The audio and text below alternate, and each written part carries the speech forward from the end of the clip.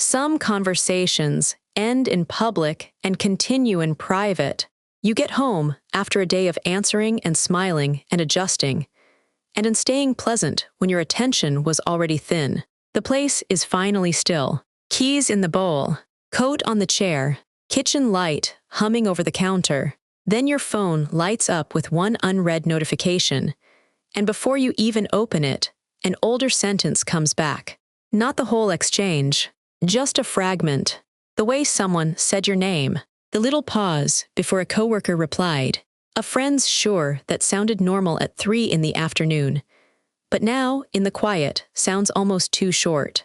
You can still picture the room, the angle of their face, the version of yourself standing there, trying to sound easy and natural.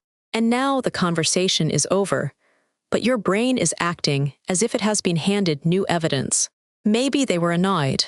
Maybe you interrupted. Maybe your joke landed wrong. Maybe that silence meant more than you let yourself notice. This is the strange private tension of a long day. Nothing is actually happening in the room with you, but inside, something is still responding. The world has gone quiet enough for one small social detail to become louder than it was. A sentence that passed by harmlessly hours ago starts to feel like a clue left behind. That can feel embarrassing, because from the outside it looks like nothing. No argument, no dramatic ending, no obvious problem to solve. Just you, at home, revisiting a moment that everyone else may have already forgotten. But that is part of what makes it so sticky.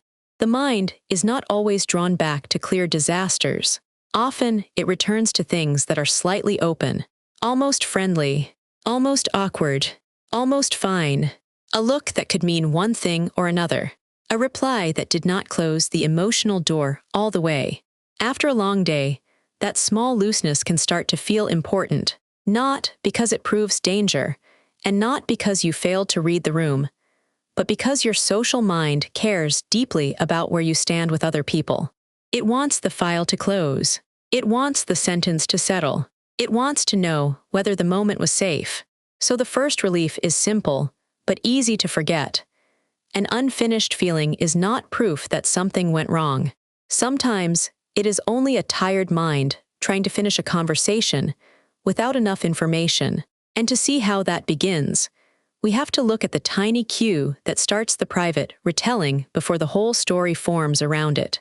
That is why the next section stays with those ordinary seconds after the slip, when the room is still mostly quiet and your interpretation starts getting louder. Some moments are so small, you only notice them once the day has stopped asking things from you. At 5:30, it was nothing. You were standing near the office door with your coat half on, trying to remember whether you answered the last email when a coworker said, "Sure, we can talk tomorrow." There was a pause before sure.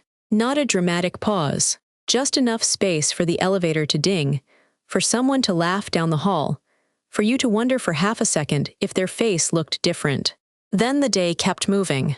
You walked out into traffic noise. You checked a message at a red light. You bought dinner because cooking felt like too many steps. By the time you got home, the sentence should have belonged to the past. It was ordinary, polite, maybe even forgettable. But when the rooms get quiet, your mind finds that pause again. It does not bring back the whole scene at first. It does not bring back the elevator, the hallway, the folders in their hand, or the fact that everyone was rushing toward their own evening. It brings back the one thing with a question mark on it. The pause, the flatter tone, the friend who replied, "No worries," without the usual extra sentence, the glance at dinner that seemed to move away too quickly after you spoke. And because you are tired, that one cue starts taking up more space than it had in the room. This is the strange part. The evidence may be small, but the feeling does not arrive small. It arrives as heat in the face, a drop in the stomach, a quiet need to private retelling the exact wording one more time. You start editing the scene in your head, trying different meanings on it. Were they annoyed? Did you say too much? Did that sentence sound rude? Did everyone notice, or was it only you? Fatigue narrows the frame. After a long day, Your attention has less strength to hold all the ordinary details at once, so it leans too hard on the detail that feels unfinished. That pause begins to act louder than the rest of the conversation. The short reply feels more important than the friendship around it. A glance becomes a clue, even if it was only a tired person looking at their plate. This does not mean the cue was imaginary. Maybe the pause really happened. Maybe the message really was shorter than usual. Maybe something in the room did shift for a second. But the meaning is not finished just because the feeling is intense. That is the doorway into the private retelling. Your brain is not only remembering the conversation, it is trying to close the file on a moment that still feels open. That is why the next section can name the pattern clearly, instead of leaving it inside the flinch. Some conversations end in the room, but your brain keeps the tab open. It is not doing that because the moment was definitely dangerous. It is doing it because social life matters. Your brain treats connection like something worth protecting, so when a conversation ends with even a little uncertainty, it marks that moment as unfinished. A pause, a look, a sentence that could have meant nothing or could have meant something. The mind does not like leaving that kind of file half-named, so it reopens it. This is where rumination begins. Not as drama and not as weakness, more like a mental search function running after hours. The brain pulls up the scene again and asks, was I too much? Did they misunderstand me? Did I miss a clue? It tries one interpretation, then another, then another. The problem is that a tired brain is not always a fair editor. It does not review the whole conversation evenly. It often grabs the one uncertain detail and holds it under a brighter light. That is attention bias in plain language. Attention starts leaning too hard on one cue and makes it feel larger than it is. The coworker's quiet second becomes the center of the meeting. The friend's shorter than usual reply starts to outweigh 10 normal replies before it. The face you barely noticed at dinner becomes the face your mind keeps returning to, as if it contains the answer. Then the feeling expands. What started as private discomfort begins to feel public. This is the spotlight effect. The sense that other people noticed your awkward sentence, your nervous laugh, your pause, your mistake, much more than they probably did. Inside your body, the moment feels loud, but outside your body, everyone else may have already moved on, thinking about their own day, their own messages, their own unfinished files. That gap matters. The tired brain can act as if the whole room is still watching, even when the room is gone. It mistakes inner volume for outer evidence. Embarrassment feels like proof. Tension feels like attention. A possible misunderstanding starts sounding like a confirmed judgment, but the private retelling has a softer meaning than it first appears to have. Often, your mind is not trying to punish you. It is trying to repair connection. It is asking whether something needs to be explained or corrected or softened, or understood. It is trying to close the file so you can rest. And that is the reframe. Revisiting the conversation is not a character flaw. It is a repair attempt from a brain that cares about belonging, but is working with low energy and incomplete information. So when the scene comes back later, it may help to see what is really happening. Not a courtroom, not a final public story, just a tired mind sorting through an unfinished social moment, trying to decide whether there is still something to solve. And once night removes the day's distractions, that unfinished file can start to sound even louder than it deserves. That is why the next section can prove it. Inside one ordinary example, some thoughts do not get louder because they are truer. They get louder because the day has finally stopped competing with them. At night, the evidence usually has not changed. The coworker has not sent a new message. The friend has not revealed a hidden meaning. The room is just quieter now. The phone screen is dark on the counter. The kitchen light makes everything look still. On the commute home, the windows held your reflection while the city moved past. And somewhere in that quiet, one small moment came back with more force than it had at noon. Maybe it was a short "yeah, sure" from someone at work. In the moment, it passed almost normally. There were emails, voices, doors opening, someone asking another question. But later, while you stand in the kitchen, drinking water in the half-light, that same reply starts to sound different. Was it annoyed? Was it cold? Did you miss something?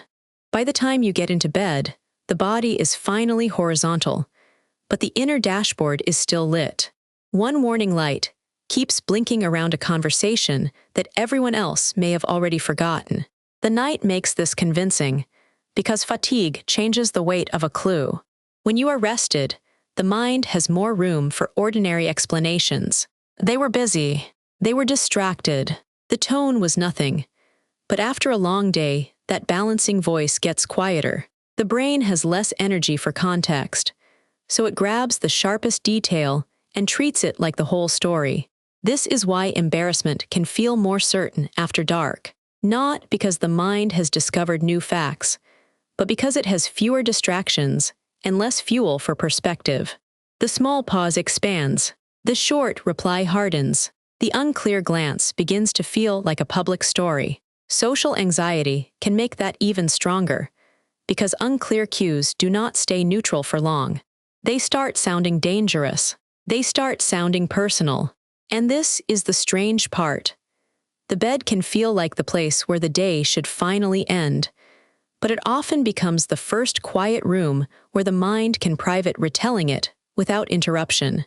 There is no meeting to attend, no traffic light changing, no person standing in front of you needing an answer. So the brain turns toward the unfinished social moment and raises the volume. Ask yourself one simple question when this happens. Did I learn something new, or did the same old uncertainty just get louder? That question matters, because the feeling of certainty can arrive without any new evidence underneath it. The mind is not weak for doing this.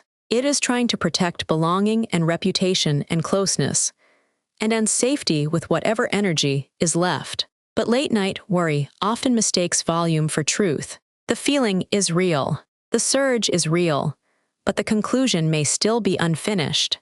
And that opens a small, usable second. The moment before a private retelling becomes a public story.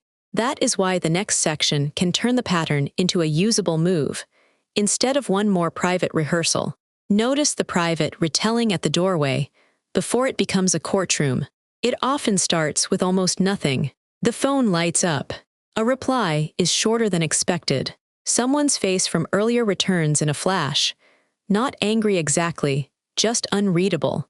A coworker's pause reappears with more weight than it had in the room. And because the day has already taken so much effort, the mind reaches for a conclusion before the evidence has caught up. That is the small second worth noticing. Not because noticing makes the feeling vanish, but because it keeps the feeling from becoming the whole story. The latter is only 4 words. Interrupt and name and widen and evidence. Interrupt means catching the first movement of the private retelling. The moment the scene begins to load, there is a quiet recognition. There is that sentence again. There is that look again. The mind is reopening the file. That tiny recognition matters, because now the private retelling is not invisible. You are no longer only trapped inside the moment. You can see that the moment is being played back. Name gives the reaction a more honest size. Instead of "they think I was strange," it may be "I feel exposed." Instead of "I ruined the conversation," it may be "my brain is treating one pause like a final answer." The feeling is still there, but it is no longer wearing the costume of certainty. Then widen brings the rest of the scene back into frame. What else was happening? Was the room noisy? Was the person tired? Did the conversation continue normally afterward? Did anyone actually stop or stare or withdraw or correct you? The private retelling likes a tight zoom. Widening lets the ordinary world return. And evidence asks the gentlest question: what do I actually know? Not what does my body fear? Not what does my tired mind insist? What is truly on the table? This is where the relief becomes usable. Private tension is not the same thing as public attention. A feeling can be loud inside you, without being obvious to everyone around you. The spotlight effect makes one awkward second feel brightly lit, But most people are not studying the moment that closely. They are inside their own day, their own fatigue, their own unfinished sentences. So the point is not to argue yourself into calm. It is to keep the public story open. One short reply is still one short reply. One neutral face is still one face. From one angle, at one tired hour. The feeling is real, but it does not have to be the judge. Once the story shrinks back to human size, the conversation can begin to end again. From there, the final step is to notice how quickly the room has usually already moved on. By the time you get home, the day has already used most of you. The keys land on the counter. The room is quiet. Your phone lights up once, maybe with nothing important, and somehow a sentence from hours ago walks back in. The coworkers pause. The friend's short answer. The little moment you were sure you had moved past. It does not return as a full memory. It returns as a question. Did I sound strange? Did they mean something by that? Did everyone else notice what I noticed? This is where the story can finally get smaller. The private retelling is not always a warning. Sometimes, it is the mind checking the exits after the building is already empty. It is looking for one last sign that the social moment is settled, that no hidden problem needs repairing, that no relationship has quietly changed shape while you were too tired to see it. And after a long day, that checking can feel much louder than it deserves to be. Not because you are dramatic.